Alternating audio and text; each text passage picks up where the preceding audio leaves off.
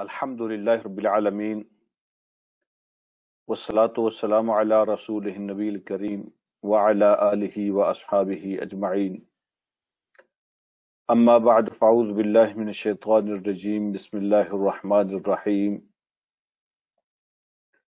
اذ یقول المنافقون والذین فی قلوبہم مرض غر ہؤلاء دینہم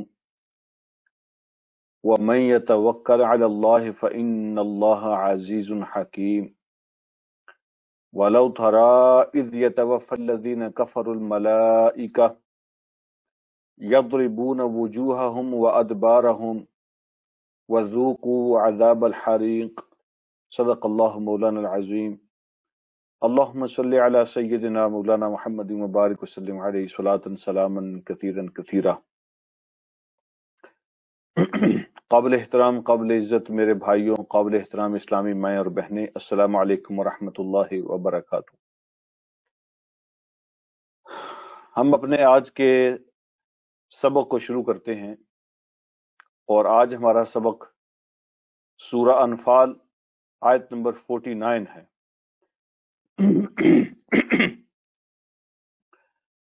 آج کا جو رکوع ہے اس میں جو موٹی موٹی باتیں ہوں گی تو تقریباً انشاءاللہ 5 پوائنٹ بنتے ہیں، 5 پوائنٹس جو موٹے موٹے پوائنٹ بنیں گے آج کے سبق میں، جو انشاءاللہ آپ کے سامنے پیش کیے جائیں گے۔ ایک دفعہ پھر میں آپ کو یاد کرا دوں کہ غزوہ بدر جو ہے یہ موضوع ہے اس پوری صورت کا، اور آج کے سبق میں بھی غزوہ بدر کے حوالے سے باتیں موجود ہیں۔ آغاز اسی بات سے ہوتا ہے، اللہ رب العالمین ارشاد فرماتے ہیں اذ یقول المنافقون والذین فی قلوبہم مرض غر ہؤلاء دینہم، یاد کرو وہ وقت جب منافق کہہ رہے تھے اور وہ لوگ جن کے دلوں کے اندر بیماری تھی، منافق اور وہ لوگ جن کے دلوں میں بیماری ہے وہ یہ کہہ رہے تھے غر ہؤلاء دینہم، ان مسلمانوں کو ان کے دین نے دھوکے میں ڈال دیا ہے، یا دوسرا ترجمہ آپ یہ کر سکتے ہیں کہ ان مسلمانوں کو ان کے دین نے جذباتی بنا دیا ہے۔ وَمَن يَتَوَکَّلْ عَلَى اللَّهِ، اور جس نے بھی بھروسہ کیا اللہ کی ذات پر، فَإِنَّ اللَّهَ عَزِيزٌ حَكِيمٌ، تو یقیناً اللہ رب العالمین سپریم ہے، ہر چیز سے زیادہ طاقت والے اور ہر چیز پہ غالب آنے والے ہیں، حکیم، اور ان کا ہر فیصلہ حکمت والا ہوتا ہے۔ تو یہ آج کی پہلی آیت ہے، اور آج کے سبق کا پہلا نقطہ بھی اسی کے اندر ہے۔ نقطہ یہ ہے کہ منافق کیا کہہ رہے تھے، جن کے دلوں میں بیماری تھی، جن کے دلوں میں کھوٹ تھا، بے ایمانی کا کھوٹ، بے ایمانی کا کھوٹ، وہ کیا کہہ رہے تھے؟ وہ کہہ رہے تھے غر ہؤلاء دینہم، کہ ان لوگوں کو ان کے دین نے جذباتی بنا دیا ہے۔ اور میں سمجھنے کے لیے اگر اپنی زبان میں اس کا ترجمہ کروں تاکہ آپ آسانی سے سمجھ سکیں، وہ کہہ رہے تھے غر ہؤلاء دینہم، ان کو ان کے دین نے چلہ بنا دیا ہے۔ یہ چلے لوگ ہیں، دیوانے ہو گئے ہیں، یہ جذباتی ہو رہے ہیں دین کی وجہ سے، خام خواہ موت کے منہ میں جا رہے ہیں۔ آپ اندازہ فرمائیں سچویشن کیا ہے جس کی وجہ سے وہ یہ بات کر رہے تھے۔ منافق لوگ جس کی وجہ سے یہ سٹیٹمنٹ دے رہے تھے وہ سچویشن کیا تھی؟ اور اس طرح کی سچویشن میں ظاہر بات ہے جس آدمی کے پاس ایمان کی روشنی نہیں ہوتی وہ اسی طرح کی بات کرتا ہے۔ سچویشن یہ تھی کہ 313 مسلمانوں کا دستہ ہے، ایک لشکر ہے چھوٹا سا، ان کے پاس کھانے کا سامان بھی نہیں ہے، اور لڑنے کا بھی سامان سب کے پاس پورا نہیں ہے، سفر کے لیے ان کے پاس سواریاں نہیں ہیں، اور وہ نکلے ہیں کن سے لڑنے کے لیے؟ جن سے لڑنے کے لیے نکلے ہیں نا، ان کا لشکر 1000 کا ہے۔ ہر روز وہ اپنے کھانے کے لیے 10 اونٹ ذبح کرتے تھے، اور ان کے پاس جنگ کا سامان تو بھرپور اور مکمل تھا۔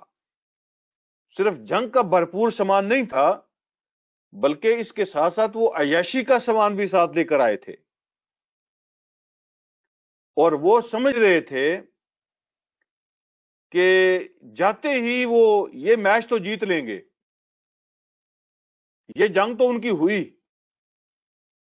ان کے ساتھ تو مقابلہ ہی نہیں کر سکتے مدینہ والے، تو یہ تو بڑا آسان میچ ہوگا جو جاتے انہوں نے جیت لینا ہے، اور اس کے بعد پھر سیلیبریشن ہوگی، اور پھر وہ سیلیبریشن کا بھی پورا انتظام کر کے ساتھ لائے تھے، یعنی ناچنے والی عورتیں، رقص کرنے والی عورتیں، گانے والی عورتیں، شراب کباب کا انتظام، وہ سارا کچھ ساتھ لے کے آئے تھے، ڈول باجے ساتھ لے کے آئے تھے۔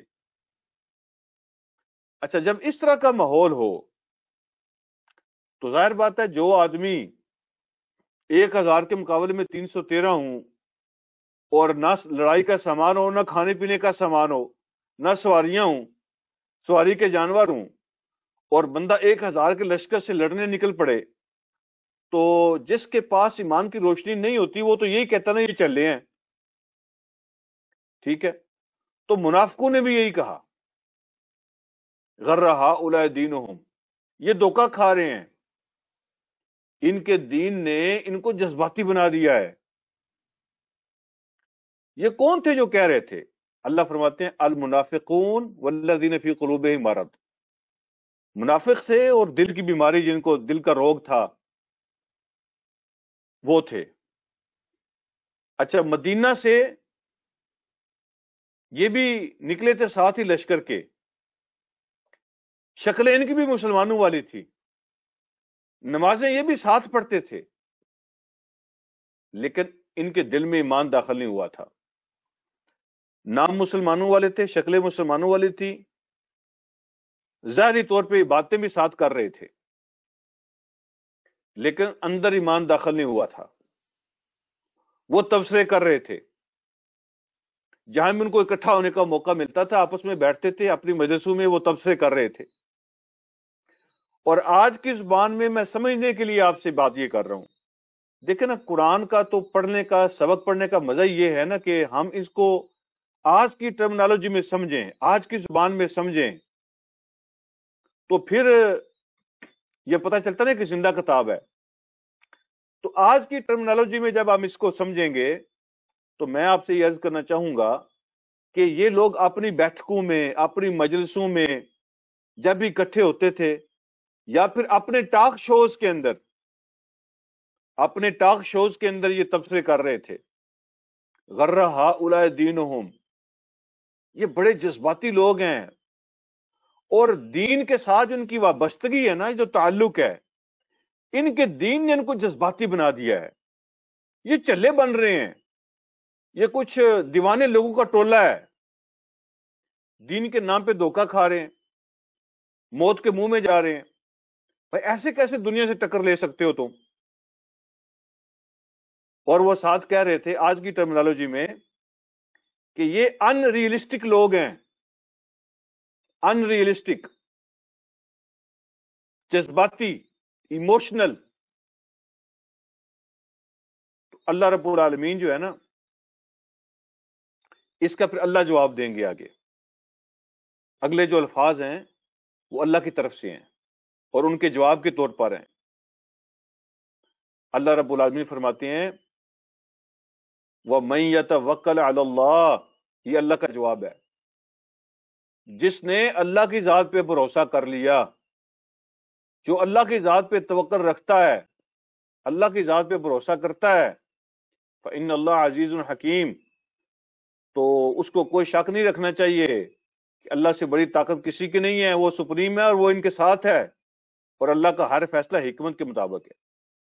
لیکن وہ لوگ جو میٹیریل پر ایمان رکھتے ہیں، میٹیریل پر، جو سمجھتے ہیں کہ پیسہ ہر مسئلے کا حل ہوتا ہے، تو مٹیریل پر ایمان لانے والے یہ جو توکل کا خزانہ ہوتا ہے، اللہ پر بھروسہ کیا چیز ہوتی ہے، اس کو نہیں سمجھ سکتے، بالکل نہیں سمجھ سکتے۔ یہ آج کے سبق کا پہلا پوائنٹ ہے۔ ہر زمانے میں جو دانشور لوگ ہوتے ہیں نا، سو کالڈ دانشور، تو ان کے تبصرے ایسے ہی ہوتے ہیں۔ ہر ملک میں، ہر زمانے میں، ہر علاقے میں وہ ایسے تبصرے کرتے ہیں۔ ظاہر بات ہے، اگر آج میں آپ سے مخاطب ہوتا ہوں، چلیں آج آپ میں سے کوئی بندہ کھڑا ہو کے یہ کہے، ہم میں سے کوئی بندہ کھڑا ہو کے یہ کہے کہ میں بے شک بھوکا ہوں، میں ضرورت مند ہوں، لیکن میرے سامنے جو ڈھیر لگا ہوا ہے دولت کا اور کھانے پینے کا اور غلے کا اور چیزوں کا، اگر وہ حرام ہے تو میں بھوکا رہنا پسند کرتا ہوں، میں اس میں سے دانہ ایک کھانا پسند نہیں کرتا۔ تو دنیا والے کیا کہیں گے؟ وہ تو کہیں گے چل رہا ہے، وہ تو کہیں گے نا پاگل ہے۔ اگر آج کے زمانے میں کوئی یہ کہتا ہے کہ میں 3 کی جگہ پہ 1 کھا لوں گا، کوٹھی نہیں بنے گی تو نہیں بناؤں گا، لیکن حرام نہیں کھاؤں گا، تو لوگ کہیں گے چل رہا ہے، پاگل ہے، دیوانہ ہے۔ اور آج کے زمانے میں اگر لوگ شادیوں کے فنکشن پہ بیٹھے ہوں یا پارٹیز کے اندر بیٹھے ہوں، کوئی سیلیبریشن کر رہے ہوں، اور نماز کا وقت ہو اور وہ وہاں سے اٹھ جائے کہے کہ میں نماز پڑھنے جا رہا ہوں، تو لوگ کیا کہیں گے؟ لوگ کہیں گے چل رہا ہے، جذباتی ہے۔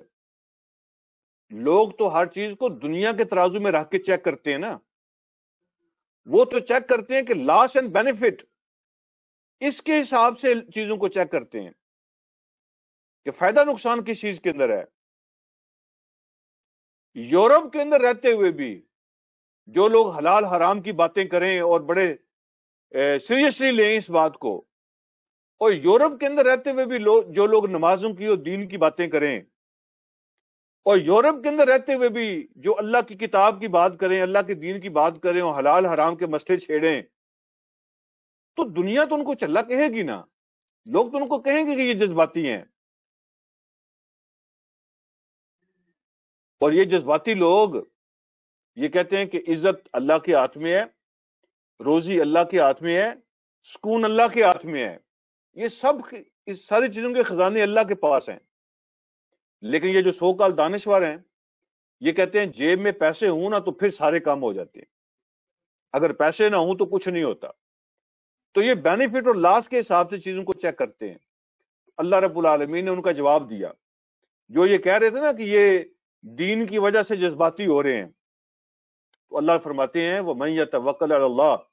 اب یہاں پہ میں ایک نقطہ آپ سے یہ عرض کرنا چاہتا ہوں کہ اللہ رب العالمین نے یہ نہیں فرمایا کہ یہ تو میرے نبی کی جماعت ہے، تو میرے نبی کی جماعت تو ایسی ہوتی ہے، یہ تو صحابہ کی بات نہیں ہے۔ اللہ نے فرمایا وَمَن يَتَوَكَّلْ، من کا لفظ استعمال ہوا، اور من کا معنی ہوتا ہے جو کوئی بھی، جو کوئی بھی، یعنی یہ صرف بات صحابہ کی نہیں ہو رہی، یہ بات صرف نبی علیہ الصلوۃ والسلام کی جماعت کی نہیں ہو رہی۔ اللہ فرماتے ہیں قیامت تک کے لیے جس کا بھی اس بات پر ایمان ہوگا وہ سب اس میں شامل ہے۔ وَمَن يَتَوَكَّلْ عَلَى اللَّهِ، جو اللہ کی ذات پہ یقین رکھتا ہے، اللہ کی ذات پہ بھروسہ رکھتا ہے، یہ جو سکون ہے، عزتیں ہیں، جو روزی ہے، یہ جو موت ہے، یہ زندگی ہے، یہ فیصلے سارے اللہ کے ہاتھ میں ہیں۔ جو اللہ کی ذات پہ بھروسہ رکھتا ہے تو اللہ رب العالمین پھر سپریم ہے اور اس کا ہر حکم حکمت کے مطابق ہوتا ہے۔ لیکن پھر ایک دفعہ میں آپ کو یاد دلانا چاہتا ہوں کہ یہ جو لفظ توکل ہے، اس کا مطلب ہاتھ پہ ہاتھ رکھ کے بیٹھ جانا نہیں ہے۔ اس کا مطلب جان بوجھ کر دشمن کو آواز دینا نہیں ہوتا۔ اس کا مطلب بغیر تیاری کے میدان جنگ میں کود جانا نہیں ہوتا۔ اس کا مطلب یہ ہوتا ہے کہ جو کچھ آپ کر سکتے ہوں، جو کچھ آپ کے بس میں ہو، وہ آپ کوشش کرتے ہیں، لیکن جو نتیجے ہوتے ہیں، جو ریزلٹ ہوتے ہیں، جو ریئل فیکٹر اس کے اندر ہے، وہ آپ اللہ کی ذات کو سمجھتے ہیں۔ آپ یہ نہیں سمجھتے کہ میرے پاس یہ سارا کچھ ہوگا تو پھر کام ہوگا. آپ یہ کہتے ہیں جو کچھ میرے پاس ہے، میرے رب کا جب حکم اور میرے دین کا حکم آ گیا، میں نے وہ پیش کرنا ہے، میں نے وہ کرنا ہے جو میں کر سکتا ہوں. اس کے بعد رزلٹ پیدا کرنا اللہ کی ذات کا کام ہے. تو اس کا نام بھروسہ اور توکل ہے. یعنی بغیر حکمت کے کوئی فیصلہ کر لینا، جان بوجھ کر دشمن کے سامنے کھڑا ہو جانا مرنے کے لیے، اس کو توکل نہیں کہتے. یہ توکل نہیں ہے. اپنے سارے سورسز استعمال کرنا، حکمت کو استعمال کرنا، وزڈم کو استعمال کرنا، اور عقل اور سوچ اور سمجھ کے مطابق فیصلہ کرنا، ٹھیک ہے، لیکن خوف کے ساتھ نہیں، ڈر کے ساتھ نہیں، اللہ کی ذات پہ بھروسہ کر کے کام کرنا، اس کا نام توکل ہے. یہ آج کے سبق کا پہلا نقطہ تھا، پہلا پوائنٹ تھا. دوسرا پوائنٹ جو آج کے سبق میں بیان ہوا ہے وہ اگلی آیت ہے، اس کو دیکھتے ہیں. اللہ فرماتے ہیں وَلَوْ تَرَىٰ إِذْ يَتَوَفَّى الَّذِينَ كَفَرُوا الْمَلَائِكَةَ. یہ جو لوگ کہتے ہیں نا کہ یہ تو موت کے منہ میں جا رہے ہیں، مرنے جا رہے ہیں، یہ تو دیوانے ہو گئے ہیں، جذباتی ہو گئے ہیں، تو اللہ نے فرمایا کہ موت تو کوئی بچ نہیں سکتا اس سے. وَلَوْ تَرَىٰ إِذْ يَتَوَفَّى الَّذِينَ كَفَرُوا الْمَلَائِكَةَ. کاش آپ وہ وقت دیکھتے، کاش آپ دیکھتے، کاش آپ جان سکتے. اللہ رب العالمین قرآن کے پڑھنے والوں سے مخاطب ہے. کاش تم وہ وقت دیکھ لیتے، کاش تم جانتے، اذ یتوفی الذین کفروا، جب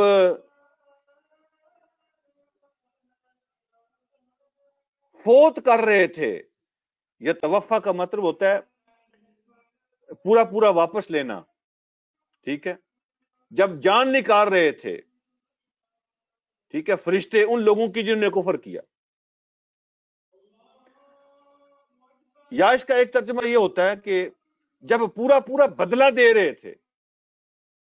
وفا سے نکلا ہے یہ لفظ، وفا سے، پورا پورا جس کے وہ لائق تھے وہ کام ان کے ساتھ ہو رہا تھا. دونوں مطلب صحیح ہے. کاش وہ دیکھتے کہ جب کافر جس چیز کے لائق تھے فرشتے ان کو وہ دے رہے تھے.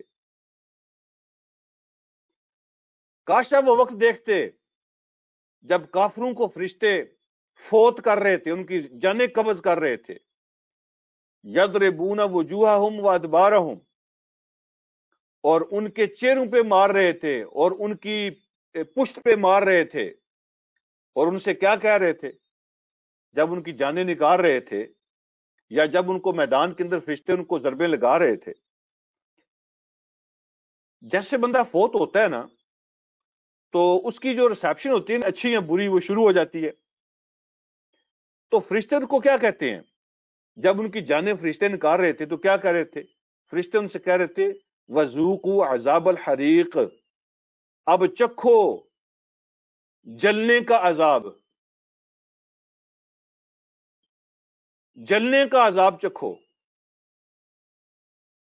ابھی قیامت تو آئی نہیں. لوگ تو کہتے ہیں کہ اصل حساب کا کتاب تو قیامت کو ہونا ہے،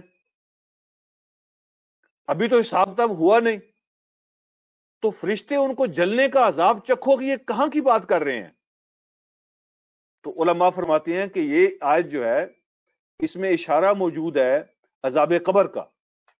کہتے ہیں عذاب قبر قرآن کے اندر بیان نہیں ہوا، تو یہ عذاب قبر کی طرف اشارہ ہے کہ ان کا عذاب سٹارٹ ہو جاتا ہے. جہنم کی گرمی ان کی قبر میں آنا شروع ہو جاتی ہے، جہنم کی تپش ان کی قبر میں آنا شروع ہو جاتی ہے. تو فرشتے جب ان کی جانیں نکالتے ہیں اور کھینچتے ہیں، مار کے ان کی جانیں ان سے وصول کرتے ہیں، تو ان کو کہتے ہیں ذوقوا عذاب الحریق، اب جلنے کا عذاب چکھو، اب جلنے کا عذاب تمہارا منتظر ہے. ٹھیک ہے. تو یہ جو ان کو مار پڑتی ہے اور ان کو جلنے کے عذاب کی ان کو سنا رہے ہیں وہ فرشتے خبر، یہ سب قبر کا اور برزخ کا جو ہے ٹائم ہے. تو یہ عذاب قبر کی جو ان طرف اشارہ ہے جو قرآن کے اندر موجود ہے. یہ آج کا دوسرا پوائنٹ تھا. ذالکہ، یہ کیوں ایسا ہوا ان کے ساتھ؟ ذالکہ بما قدمت ایدیکم، فرشتے ان کو بتاتے ہیں یہ تمہارے ساتھ کوئی زیادتی نہیں ہو رہی، کوئی ظلم نہیں ہو رہا تمہارے ساتھ. ذالکہ، یہ اس وجہ سے ہو رہا ہے تمہارے ساتھ، بما قدمت ایدیکم، جو کچھ آگے بھیجا تمہارے ہاتھوں نے، جو کچھ تم نے اپنے ہاتھوں سے کما کر آگے بھیجا نا، یہ اس کا تمہیں ریوارڈ مل رہا ہے۔ وَأَنَّ اللَّهَ لَيْسَ بِظَلَّامٍ لِلْعَبِيدِ، اور بے شک اللہ تعالیٰ ایسا نہیں ہے کہ وہ ظلم کرے اپنے بندوں پر۔ اللہ اپنے بندوں پر ظلم نہیں کرتا کہ کسی کو خام خواہ سزا دے، زیادتی کرے۔ یہ تم نے جو کمائیاں کی ہیں اپنے ہاتھوں کے ساتھ، یہ اس کا بدلہ ہے جو تمہیں مل رہا ہے۔ ورنہ اللہ رب العالمین ایسے نہیں ہے کہ اپنے بندوں پہ ظلم کریں اور زیادتی کریں۔ تو یہ وجہ بھی فرشتے ان کو بتا دیتے ہیں، یہ جو کچھ تمہارے ساتھ ابھی ہو رہا ہے، یہ آئندہ ہوگا، یہ تمہارے ان اعمال کی وجہ سے ہے جو تم نے اپنے ہاتھوں سے کر کے آگے بھیجے، اور اللہ اپنے بندوں پہ ظلم کرنے والا نہیں ہے۔ آگے جی، یہ پیج اوپر کر دیں۔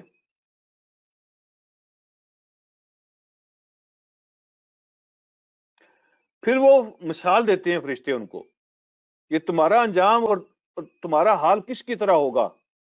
اللہ فرماتے ہیں کدأب آل فرعون، فرعون کے ساتھیوں کے معاملے کی طرح تمہارا معاملہ ہوگا، فرعون کے ساتھیوں کے معاملے کی طرح، ان کے حال کی طرح تمہارا حال ہوگا۔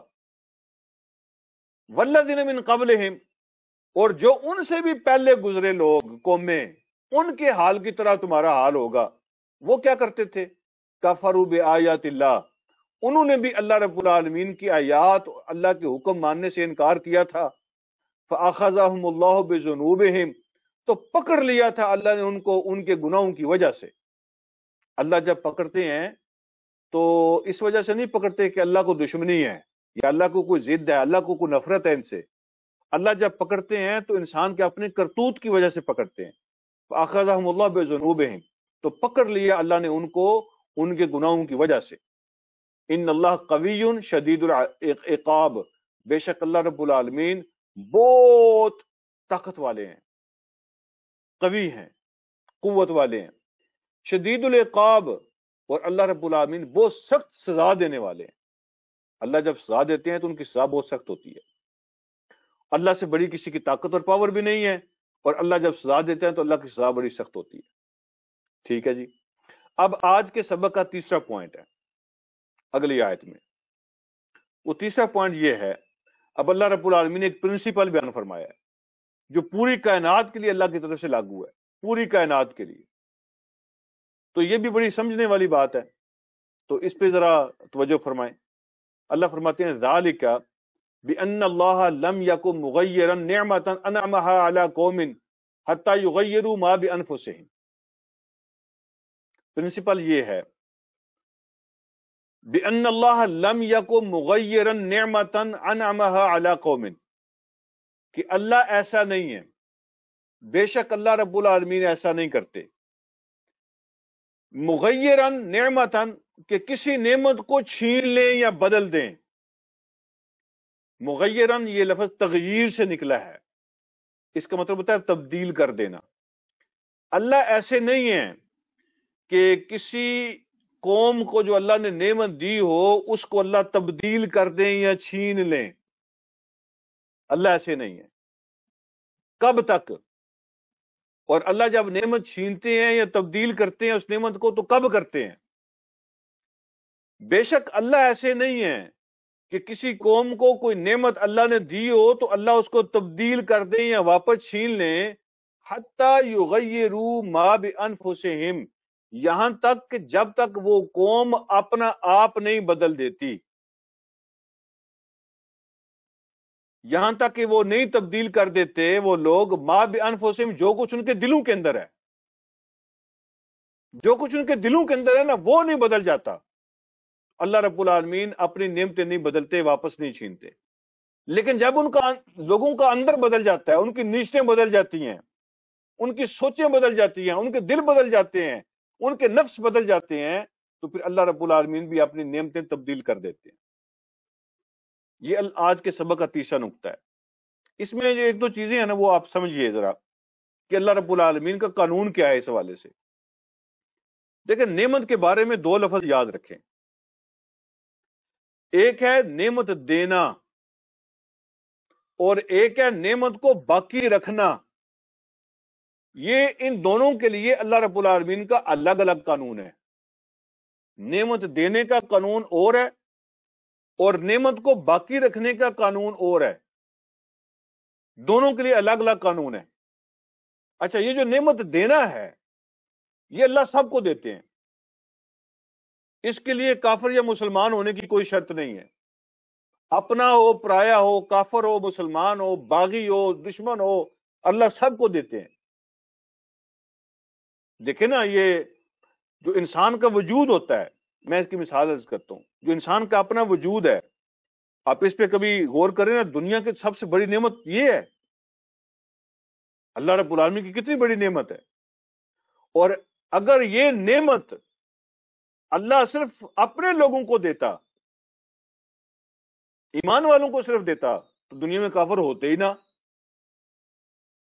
انسان کا جو وجود ہے، جو زندگی ہے، جو سانسیں ہیں، کیا یہ اللہ کی نعمت ہے کہ نہیں؟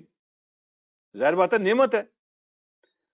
اور اگر یہ نعمت اللہ کافروں کو نہ دیتا تو کافروں کا وجود ہی دنیا میں نہ ہوتا. تو یہ اس بات کا سائن ہے کہ نعمتیں دینے کا قانون اللہ کا اور ہے. ہر کسی کو اللہ دیتے ہیں. یہ پیج بٹی صاحب اوپر کر دیں. نعمتیں اللہ ہر کسی کو دیتے ہیں، لیکن نعمت کو جو باقی رکھنے کا قانون ہے اس کی کچھ کنڈیشنز ہوتی ہیں. اس کی کنڈیشن ہے عطائے نعمت جو ہوتا ہے وہ سب کے لیے ہے، لیکن جو بقائے نعمت ہے اس کی کنڈیشن ہے. وہ اللہ رب العالمین اپنوں کے علاوہ نعمت کو باقی نہیں رکھتے کسی کے لیے. اور جب کوئی قوم، کوئی شخص اپنی سوچ بدل لیتا ہے، اپنی نیت بدل دیتا ہے، اپنا رویہ بدل دیتا ہے، اپنا اندر چینج کر دیتا ہے، اور اس کے اندر اللہ کی جگہ پہ شیطان آ جاتا ہے، اللہ کی جگہ پہ دنیا آ جاتی ہے، یا خود اپنے آپ کو وہ اللہ کی جگہ پہ رکھ لیتا ہے، اپنی خواہشات کو اللہ کی جگہ پہ رکھ لیتا ہے، اس نے اپنا آپ بدل دیا، اپنی سوچ بدل دی. اب وہ اللہ رب العالمین کے مخالف ہو گیا. جب لوگ ایسا کرتے ہیں تو پھر اللہ رب العالمین اپنی نعمتیں چھین لیتے ہیں. یہ ہے قانون جو اللہ نے یہاں بیان کیا. تو اللہ رب العالمین نعمتیں تبدیل نہیں کرتے، وہ نہیں چھینتے، حتی یغیروا ما بانفسہم، جب تک وہ تبدیل نہیں کر لیتے لوگ جو کچھ ان کے دل کے اندر ہے. تو اندر جب تک کسی کا نہیں بدلتا، سوچ، نیت، خواہشات، ٹھیک ہے، جذبات، ایموشنز، جب تک اندر بندے کا نہیں بدلتا اس وقت تک اللہ رب العالمین ناراض نہیں ہوتے. اور جب انسان کی سوچ، نیت اندر بدل جاتا ہے، نفس بدل جاتے ہیں، دل بدل جاتے ہیں، تو پھر اللہ رب العالمین بھی اس قوم کے ساتھ اپنا رویہ تبدیل فرما لیتے ہیں. یہ پیج اوپر کریں جی.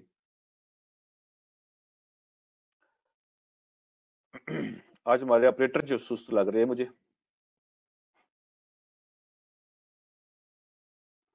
اچھا، اس حوالے سے میرے ذہن میں ایک مثال ہے، میں آپ سے وہ عرض کرتا ہوں کہ جب بندے کی نیت بدل جاتی ہے نا تو پھر اللہ رب العالمین بھی بدل جاتے ہیں. ٹھیک ہے جی.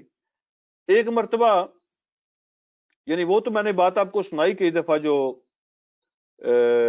نوشیروان عادل کی، ٹھیک ہے، جب اس کی نیت بدلی تھی تو کیسے وہ انار کا جوس تبدیل ہو گیا تھا، وہ تو میں نے آپ کو بات سنائی. ایک اور میں مثال آپ سے عرض کرتا ہوں کہ ایک بوڑھا شخص کہتے ہیں سفر پہ جا رہا تھا، اور اس کے پاس جو ہے نا وہ اپنی گٹھری کے اندر، اپنے بیگ کے اندر کچھ سونا بھی تھا، باقی سامان بھی تھا، تو دولت سونا بھی تھا اس کے پاس. سفر کے اندر ایک نوجوان بھی اس کے ساتھ تھا جو اسی طرف جا رہا تھا. تو بابا جی کے دل میں خیال آیا، انہوں نے سوچا کہ چلو یار یہ نوجوان سے مدد طلب کر لیتے ہیں، سامان کو اٹھانے میں میری ہیلپ کر دیں. تو انہوں نے، بابا جی نے نوجوان سے کہا کہ یہ ذرا میرا بیگ اٹھانے میں میری ہیلپ کر دو. تو نوجوان نے مدد کر لی. تو اس نے وجہ یہ بیان کی کہ بابا جی قیمتی چیزیں ہوتی ہیں بیگ کے اندر، تو اگر کوئی چیز بھی دائیں بائیں ہو گئی تو میرے ذمہ لگ جائے گا، میرے متھے لگ جائے گا. تو میں نہیں چاہتا کہ کوئی ایسا کوئی کام ہو آپ کی نیت میرے بارے میں بری ہو جائے، سوچ میرے بارے میں بری ہو جائے، یا کوئی آپ کا نقصان ہو جائے تو وہ میرے کھاتے میں پڑ جائے، تو میں یہ رسک نہیں لینا چاہتا. ٹھیک ہے. تھوڑی دور آگے گئے نا تو نوجوان نے سوچا، اس کی نیت بدل گئی. اس نے سوچا یار میں نے کتنا بڑا چانس مس کر دیا ہے. بوڑھا بابا ہے تو اسے تو صحیح طرح چلا بھی نہیں جاتا، وہ میرے پیچھے دوڑ تو بھاگ تو سکتا نہیں ہے، مجھے پکڑ نہیں سکتا. اچھا موقع تھا، میں اس کا بیگ اٹھا لیتا اور بھاگ جاتا. بابا مجھے کہاں پکڑ سکتا تھا؟ تو میں نے موقع مس کر دیا. اب اس کی نیت بدل گئی. ٹھیک ہے. جب اس کی نیت بدلی تو ادھر بابا جی کی نیت بھی بدل گئی. تو بابا جی نے سوچا یار اچھا ہی ہوا ہے اس نے نہ کر دی ہے. اگر وہ لے لیتا بیگ مجھ سے اور لے کے بھاگ جاتا تو میں کیسے اس کو پکڑ سکتا تھا؟ جو کچھ ہے پاس وہ اس سے بھی جاتا. تو یہ تو اچھا ہی ہوا اس نے نہ کر دی. اب ادھر جب نوجوان کی نیت بدلی تو ادھر بابا جی کی نیت بھی بدل گئی. اب نوجوان بابا جی کے پاس گیا، اس نے کہا بابا جی میں سوری ہوں کہ میں نے انکار کیا، میں نے سوچا ہے کہ میں نے آپ کا دل دکھایا ہے، تو مجھے ایسا نہیں کرنا چاہیے تھا. مجھے دیں بیگ، میں آپ کا بیگ اٹھا لیتا ہوں، میں آپ کی مدد کرتا ہوں. بابا جی نے کہا نہیں بیٹا کوئی بات نہیں، رہنے دیں، یہ میرا بوجھ ہے، میں آہستہ آہستہ لے کے اس کو چلتا رہوں گا، تو اپنا بوجھ خود اٹھانا چاہیے. ٹھیک ہے، تو آپ اپنے سفر جاری رکھیں، میں اس کو مینج کر لوں گا. تو دیکھیں نا جب نوجوان کی نیت میں فطور آیا تو اللہ رب العالمین نے بابے کی نیت میں بھی بات ڈال دی. ٹھیک ہے. تو یہی بات ہوتی ہے جب بندے کی نیت بدل جاتی ہے، اس کی سوچ بدل جاتی ہے، اس کا رویہ بدل جاتا ہے، تو اللہ رب العالمین کا بھی سلوک اس قوم کے ساتھ، ان لوگوں کے ساتھ بدل جاتا ہے. سب سے جو بڑی چیز ہے وہ انسان کا رویہ ہے، اس کی سوچ ہے، اس کا پازیٹیو ہونا ضروری ہے. جب بندہ پازیٹیو رہتا ہے تو اللہ رب العالمین کی رحمت بھی اس کے ساتھ ایسے ہی ڈیل کرتی ہے. جب بندہ نیگیٹو ہو جاتا ہے، نہ شکرا ہو جاتا ہے، نہ قدرہ ہو جاتا ہے، انسانوں کی قدر نہیں کرتا، ٹھیک ہے، نعمت کی قدر نہیں کرتا، نعمتیں دینے والے کی قدر نہیں کرتا، تو پھر اللہ رب العالمین ان سے نعمتوں کو چھین لیتے ہیں. تو یہ سب سے بڑا جو ہے نا وہ آج کے جو دور کا چیلنج ہے وہ اپنے کردار کو، سوچ کو، رویے کو ٹھیک کرنا ہے. سب سے بڑا چیلنج جو آج کے زمانے کا ہے نا وہ سوشل اخلاق ہے. سوشل اخلاق. مسلمان جو ہے نا سب کچھ ثابت کر سکتا ہے آج کے زمانے میں، لیکن جب کمپیئر کرتے ہیں اس کو باقی قوموں کے ساتھ تو سوشل اخلاق کے اندر ہمارے نمبر کم ہیں. صرف نماز نہیں پڑھنی ہوتی، ایمان صرف نماز پڑھنے کا نام نہیں ہے، ایمان صرف روزے رکھنے کا نام نہیں ہے. ایمان جو ہے نا وہ رویے اور سوچ کا نام ہے، ایمان بیہیویئر کا نام ہے، ایمان ڈیلنگ کا نام ہے، لوگوں کے ساتھ تعلقات کا نام ہے، سوسائٹی کے اندر اپنے آپ کو بینیفیشل ثابت کرنے کا نام ہے. نبی علیہ الصلوۃ والسلام کی حدیث ہے، حضور علیہ الصلوۃ والسلام نے ارشاد فرمایا خیر الناس انفعہم، لوگوں میں سب سے اچھا وہ ہوگا اللہ کے نزدیک جو سب سے زیادہ فائدے مند ہوگا دنیا کے لیے، دنیا سے جس کو نفع پہنچ رہا ہو.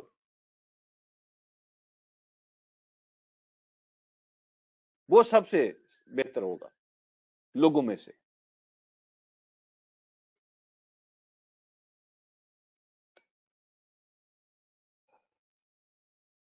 جب بھی بندے کے پاس دولت آتی ہے، پاور آتی ہے، لوگ بدل جاتے ہیں، اور جب لوگ بدل جاتے ہیں تو اللہ رب العالمین کی ذات کا رویہ بھی ان کے ساتھ بدل جاتا ہے. اللہ فرماتے ہیں وَأَنَّ اللَّهَ سَمِيعٌ عَلِيمٌ، اللہ سب کچھ سنتے ہیں، اللہ سب کچھ جانتے ہیں. اور ایسے لوگ جو اللہ کی نعمتیں حاصل کرنے کے بعد اپنا رویہ بدل لیتے ہیں كَدَأْبِ آلِ فِرْعَوْنَ، ان کا حال بھی ایسا ہی ہوگا جیسے فرعون والوں کا حال ہوا تھا. وَالَّذِينَ مِن قَبْلِهِمْ، جو ان سے پہلے لوگ گزرے جیسے ان کا حال ہوا تھا. انہوں نے کیا کیا تھا؟ كَذَّبُوا بِآيَاتِ رَبِّهِمْ، انہوں نے اپنے رب کے حکموں کو جھٹلا دیا تھا، اپنے رب کی آیات کو جھٹلا دیا تھا، تو کیا ہوا؟ فَأَهْلَكْنَاهُمْ بِذُنُوبِهِمْ، تو ہم نے ان کو تباہ کیا، ہلاک کر دیا ان کے گناہوں کی وجہ سے۔ وَأَغْرَقْنَا آلَ فِرْعَوْنَ، اور ہم نے ڈبو دیا، غرق کر دیا فرعون کے ساتھیوں کو۔ وَكُلٌّ كَانُوا ظَالِمِينَ، اور اس کی وجہ یہ ہے کہ وہ سارے کے سارے ظلم کرنے والے تھے، وہ سارے کے سارے ظالم ہو گئے تھے، بدل گئے تھے نا، وہ ظالم ہو گئے تھے، تو ان کے بدلنے کی وجہ سے اب اللہ رب العالمین کا رویہ بھی ان سے بدل گیا، اللہ نے ان کو تباہ کیا، ان کو غرق کیا، ان کو برباد کیا، ان پہ اللہ کے عذاب نازل ہوئے۔ وَكُلًّا كَانُوا ظَالِمِينَ، اس لیے کہ وہ سارے کے سارے ظالم ہو گئے۔ اچھا جی، آج کے سبق کا جو چوتھا پوائنٹ ہے وہ اگلی آیت میں آ رہا ہے۔ اللہ رب العالمین فرماتے ہیں ان شر الدواب عند اللہ الذین کفروا فهم لا یؤمنون، بے شک بدترین جانور ہیں وہ لوگ، عند اللہ، اللہ کے نزدیک، دواب کا معنی ہوتا ہے جانور، بے شک بدترین جانور ہیں وہ لوگ اللہ کے نزدیک، الذین کفروا، وہ لوگ جنہوں نے کفر کیا، فهم لا یؤمنون، اور وہ اب بھی ایمان نہیں لا رہے، اور وہ ایمان نہیں لاتے، اللہ کی بات نہیں مانتے۔ تو اللہ کے نزدیک کفر کا رویہ اختیار کرنے والے اور ایمان کا انکار کرنے والے، اللہ فرماتے ہیں جانور نہیں ہیں، صرف وہ عام جانور نہیں ہیں، شر الدواب، وہ بدترین جانور ہیں، بدترین جانوروں میں سے بھی جو گندے جانور ہوتے ہیں، جو پرلے درجے کے شریر جانور ہوتے ہیں، یہ وہ جانور ہیں، عام جانور بھی نہیں ہے۔ دیکھیں جو گدھا ہے، جو کتا ہے، یہ بھی تو ایک جانور ہیں، لیکن گدھا، کتا، گھوڑا، یہ سارے جانور جو ہیں وہ اپنے مالک کو پہچانتے ہیں، جو ان کو روزی دیتا ہے، جو ان کو پانی پلاتا ہے، جو ان کو کھانا کھلاتا ہے، ان کی وفاداری کرتے ہیں، ان کی خدمت کرتے ہیں، اس کو پہچانتے ہیں۔ آپ 1,00,000 کا مجمع کھڑا کر لیں، ٹھیک ہے، تو آپ وہاں پہ جانور کو چھوڑیں، کتے کو وہاں پہ چھوڑیں 1,00,000 کے مجمع میں، اپنے مالک کو پہچان لے گا؟ جو اس کو دیتا ہے کھانے پینے کے لیے، کتا بھی اس کو پہچانتا ہے۔ لیکن اگر انسان، یہ اشرف المخلوقات، اپنے دینے والے کو، پیدا کرنے والے کو، سانسیں دینے والے کو، نعمتیں دینے والے کو، اولاد دینے والے کو، گھر دینے والے کو، صحت اور تندرستی دینے والے کو نہ پہچانے، تو یہ کتے سے بدتر ہوا کہ نہ ہوا؟ اس لیے اللہ فرماتے ہیں وہ لوگ جو اللہ کے انکاری ہیں، ایمان نہیں لاتے، وہ اللہ کے نزدیک بدترین جانوروں میں سے ہیں۔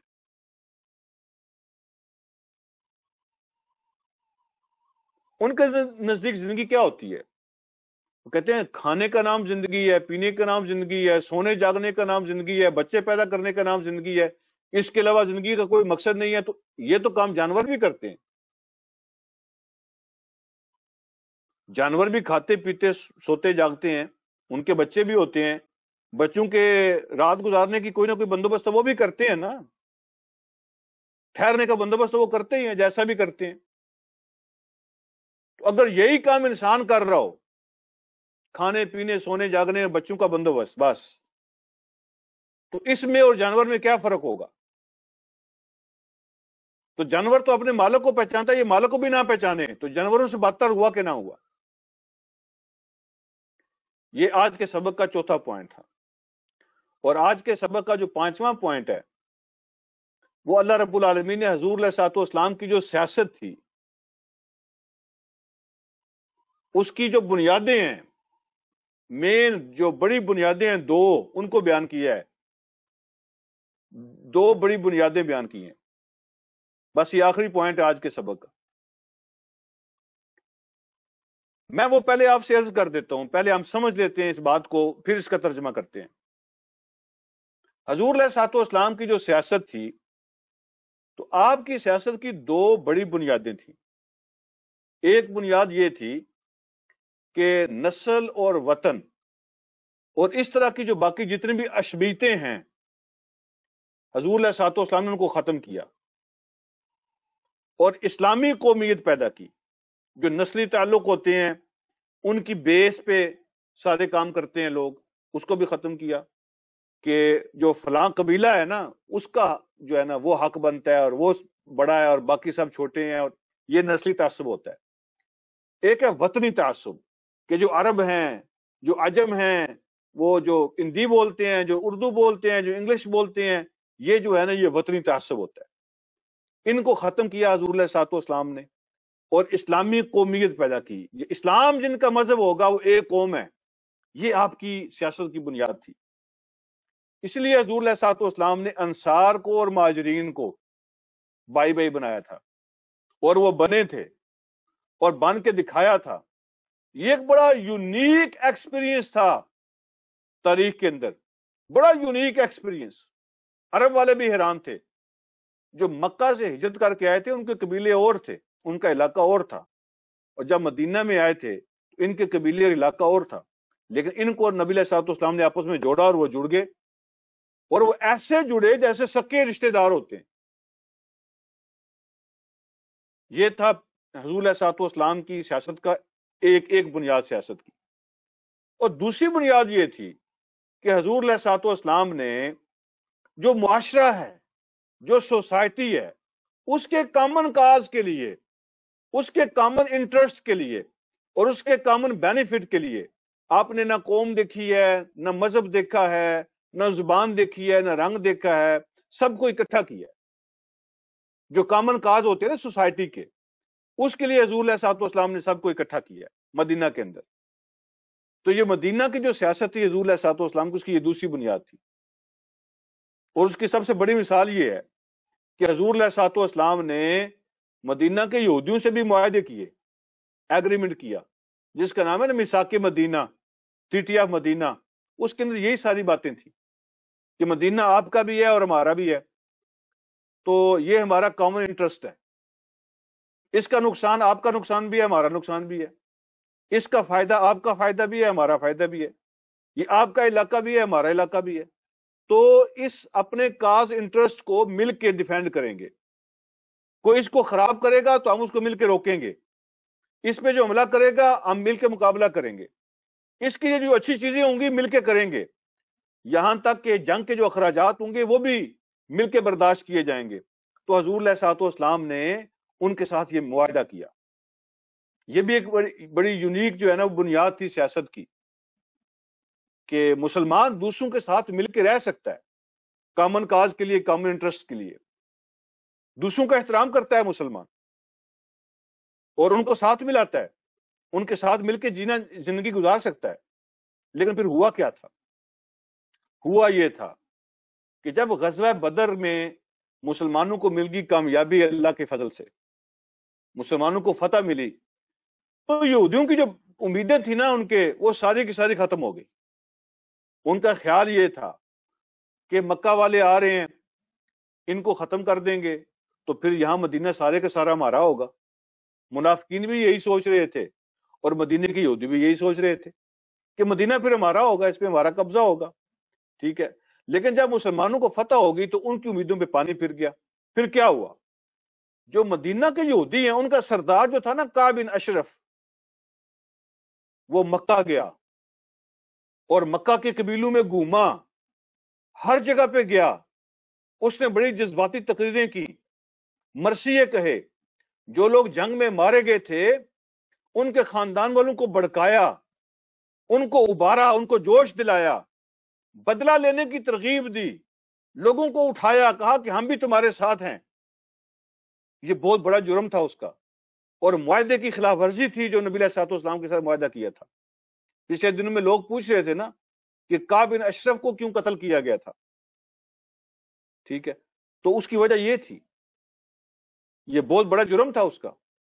اور اس کے ساتھ ساتھ اس کے علاوہ جو بنو قینقاع تھا نا، یہودیوں کا ایک بڑا قبیلہ بنو قینقاع، انہوں نے مسلمان عورتوں کی انسلٹ کی تھی. جو ان کے علاقے میں جاتی تھی ان کو تنگ کرتے تھے، ان کو چھیڑتے تھے، ان کی انسلٹ کرتے تھے، توہین کرتے تھے. تو مسلمانوں کی غیرت کو، عزت کو انہوں نے ہاتھ ڈالا. ٹھیک ہے. اور جب نبی علیہ الصلوۃ والسلام اور آپ کے صحابہ نے احتجاج کیا اس بات پر، ٹھیک ہے، احتجاج ریکارڈ کروایا ان کو کہ تم نے معاہدے کی خلاف ورزی کی ہے، تم غلط کر رہے ہو، یہ بھی غلط ہے، یہ بھی غلط ہے، یہ بھی غلط ہے، تو انہوں نے آگے سے پتا کیا کہا؟ انہوں نے کہا کہ ہم قریش نہیں ہیں، ہمیں قریش نہ سمجھنا، ہم مکے والے نہیں ہیں، ہمارے ساتھ جنگ کرو گے تو تمہیں دن میں تارے نظر آ جائیں گے، تمہیں سمجھ آ جائے گی، ہمارے تو باپ دادا سے ہمارا یہ جنگ کرنا ہمارا کام ہے، ہم نے چوڑیاں نہیں پہن رکھی وغیرہ وغیرہ. ایسے انہوں نے آگے سے پھر دھمکیاں دی. جب انہوں نے معاہدہ توڑ دیا اور کوئی اس پہ ان کو افسوس بھی نہ ہوا، اور پھر وہ آگے سے ان کا رویہ بھی ایسا تھا معاندانہ اور دشمنی والا، تو اللہ رب العالمین نے پھر نبی علیہ الصلوۃ والسلام کو اجازت فرمائی اور فرمایا کہ جب جس کے ساتھ معاہدہ ہو وہ معاہدہ توڑ دے تو پھر آپ بھی پابند نہیں ہیں اس معاہدے کے، آپ اس کو ختم کر دیں. اور جب کوئی ایسا فریق آپ کے سینے پہ چڑھنے کی کوشش کرے اور معاہدے کو بھی توڑ دے اور دشمنی بھی کرے تو پھر اس کے ساتھ سختی سے نمٹنا اللہ پاک نے اجازت دی. نہ صرف یہ فرمایا کہ سختی سے نمٹیں، بلکہ فرمایا کہ ایسا ان کے ساتھ سلوک کریں کہ باقی دنیا دیکھنے والی جو ہے وہ بھی سبق حاصل کرے، ان کے بھی کان کھڑے ہو جائیں کہ جب معاہدہ توڑا جاتا ہے، جب دشمنی کی جاتی ہے، جب اندر سے سازش کی جاتی ہے، تو پھر اس کا نتیجہ کیا ہوتا ہے. اور پھر اس کی ایک اور بات جو اس کی مثال یہ تھی نا کہ بنو خزاع جو ہیں یہ مسلمانوں کے حلیف تھے، مسلمانوں کی انہوں نے مسلمانوں کے ساتھ مل گئے تھے یہ. اور بنو بکر جو ہیں یہ صلح حدیبیہ کے اندر جب صلح حدیبیہ ہوئی تھی تو مسلمان جو ہیں ان کے ساتھ مل گئے تھے بنو خزاع، یہ مکے کا قبیلہ تھا. تو جو حدیبیہ میں معاہدہ ہوا تھا مکہ والوں کے ساتھ، اس میں یہ تھا نا کہ باقی قبیلوں کو اجازت ہوگی کہ جس کے ساتھ بھی ملنا چاہیں مل جائیں. تو بنو خزاع نے مسلمانوں کے ساتھ معاہدہ کر لیا اور بنو بکر نے مکہ والوں کے ساتھ اپنا معاہدہ کر لیا، وہ ان کے ساتھ مل گئے. لیکن صلح حدیبیہ جب ہو گئی تو مکہ والوں نے بنو خزاع کے لوگ قتل کیے جو مسلمانوں کے حلیف تھے. تو معاہدہ انہوں نے توڑ دیا، بلکہ لوگوں کی جانیں لی، قتل کیا، ان کے مال چھین کے لے گئے. اب بنو خزاع والے نبی علیہ الصلوۃ والسلام کے پاس آ گئے. یہ دوسری مثال ہے کہ جو بندہ معاہدہ توڑے نا تو آپ ان کو پکڑ سکتے ہیں.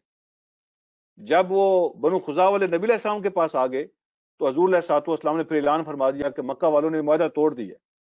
اب ان کو بتانے کی بھی ضرورت نہیں ہے. آپ نے پھر مکہ پہ چڑھائی کر دی، لشکر کشی کی، اور اللہ رب العالمین نے پھر فتح عطا فرمائی. تو یہاں اللہ نے قانون بیان کیا ہے کہ اگر پہل ہو دشمن کی طرف سے، معاہدہ وہ توڑ دے، اعلان توڑ دے، تو پھر ان کو بتانے کی ضرورت نہیں ہے کہ ہم آ رہے ہیں، آپ آزاد ہیں، آپ ان پہ اٹیک کر سکتے ہیں.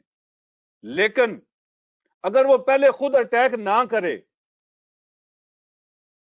وہ پہلے خود اٹیک نہ کرے، تو جب تک آپ معاہدہ خیانت کرے، آپ کے ساتھ بدعہدی کرے، تو آپ اعلان کریں گے، پہلے اعلان کرنے کے بعد ان کے ساتھ جنگ کریں گے، اعلان کیے بغیر آپ ان پہ چڑھائی نہیں کر سکتے.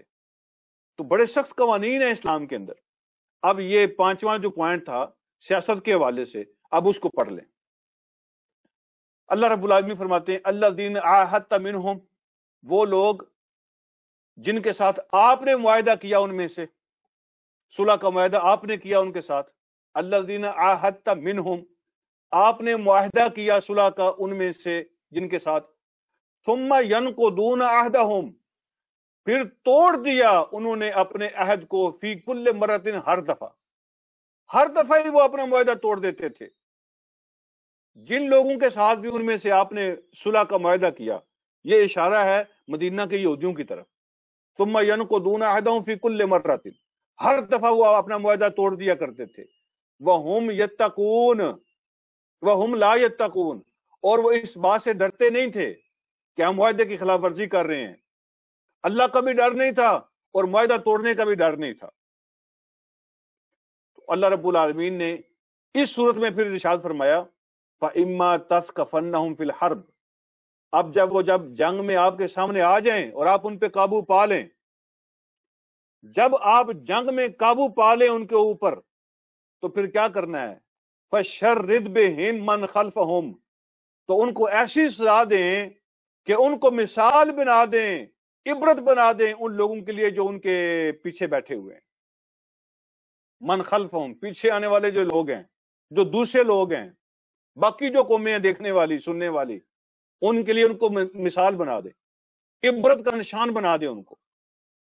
یہ ہوتا ہے فشرد بہم کا معنی، ان کو عبرت کا نشان بنا دے ان لوگوں کے لیے، من خلفہم، جو پیچھے بیٹھے ہوئے ہیں یا جو پیچھے آ رہے ہیں، لعلہم یذکرون، ہو سکتا ہے کہ ان کو نصیحت آ جائے، وہ عبرت حاصل کر لیں، آنکھیں کھل جائیں، ان کی کان کھڑے ہو جائیں، لعلہم یذکرون۔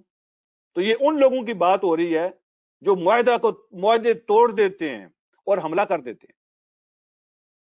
اب اگلی بات، وَإِمَّا تَخَافَنَّ مِنْ قَوْمٍ خِيَانَةً، کسی قوم کے ساتھ ایگریمنٹ ہوا ہے، وَإِمَّا تَخَافَنَّ مِنْ قَوْمٍ خِيَانَةً، آپ کو ڈر ہو، آپ کو خوف ہو اس قوم کی طرف سے خیانت کرنے کا، کہ وہ بدعہدی کریں گے، وہ چیٹنگ کریں گے اپنے ایگریمنٹ کے اندر، اگر آپ کو خطرہ ہو کہ وہ خیانت کریں گے، معاہدہ پورا نہیں کریں گے، چیٹنگ کریں گے، اگر آپ کو کوئی انٹیلیجنس ملی ہو، کوئی رپورٹ ملی ہو، آپ کو خدشات ہوں کہ وہ ایسا کر سکتے ہیں، ہمیں دھوکہ دیں گے، فَانبِذْ إِلَيْهِمْ عَلَى سَوَاءٍ، تو برابری کی بنیاد پر ان کا معاہدہ واپس لوٹا دیں، اعلان کر دیں، ان کو بتا دیں کہ مجھے تم پہ تسلی نہیں ہے، لہذا میں تمہارا ایگریمنٹ واپس کر رہا ہوں۔ پہلے یہ اعلان کرنا پڑا،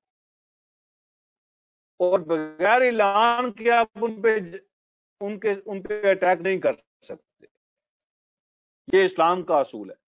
اگر آپ کو خطرہ ہو، انہوں نے بھی جنگ نہیں کی ہے آپ کے ساتھ یا لشکر کشی نہیں کی ہے، لیکن آپ کو خطرہ ہے کہ وہ آپ کے ساتھ بدعہدی کر سکتے ہیں، وہ خیانت کر سکتے ہیں، فَانبِذْ إِلَيْهِمْ عَلَى سَوَاءٍ، تو برابری، سوا کا مطلب برابری کی بنیاد پر، نہ تم پابند نہ ہم پابند، ٹھیک ہے؟ تو ان کو بتا دو، واپس کر دو ان کا معاہدہ برابری کی بنیاد پر، چھوڑ دو۔ ان اللہ لا يحب الخائنین، بے شک اللہ رب العالمین خیانت کرنے والوں کو پسند نہیں کرتا، بدعہدی کرنے والوں کو پسند نہیں کرتا، تو وہ بدعہدی آپ کی طرف سے بھی نہیں ہونی چاہیے، اس لیے کہ اللہ کو ایسے لوگ پسند نہیں ہیں، وہ جو بھی ہوں۔ اگر کافر ایسا کرتے ہیں، اللہ کو وہ پسند نہیں ہوں گے، لہذا واپس کر دیں، اللہ ان کا دشمن ہے۔ اور اگر آپ کی طرف سے ایسا ہوگا تو اللہ آپ کو بھی یہ وارننگ دے رہے ہیں، ان اللہ لا يحب الخائنین، جو خیانت کرتے ہیں اللہ خیانت کرنے والوں کو پسند نہیں کرتا۔ تو جس قوم کے ساتھ یا جس ملک کے ساتھ ایگریمنٹ ہوا ہو اور ان کی طرف سے خطرہ ہو، کوئی رپورٹیں ملیں ایسی کہ وہ معاہدے کی خلاف ورزی کریں گے، تو پہلے آپ کی یہ ذمہ داری ہوگی کہ آپ ان کو اطلاع کر دیں کہ ہمارا اور تمہارا معاہدہ ختم ہے، ٹھیک ہے؟ اس کے بعد جو سزا دینی ہے، حملہ کرنا ہے، جنگ کرنی ہے، یہ اس کے بعد کی بات ہوگی۔ بغیر معاہدہ توڑنے کا اعلان کرنے کے آپ اٹیک نہیں کر سکتے۔ تو یہ تھا وہ سیاست کا مسئلہ جو اللہ رب العالمین نے یہاں پہ بیان فرمایا۔ اللہ رب العالمین مجھے اور آپ کو سمجھنے کی اور عمل کی توفیق عطا فرمائے۔ وآخر دعوانا الحمدللہ رب العالمین۔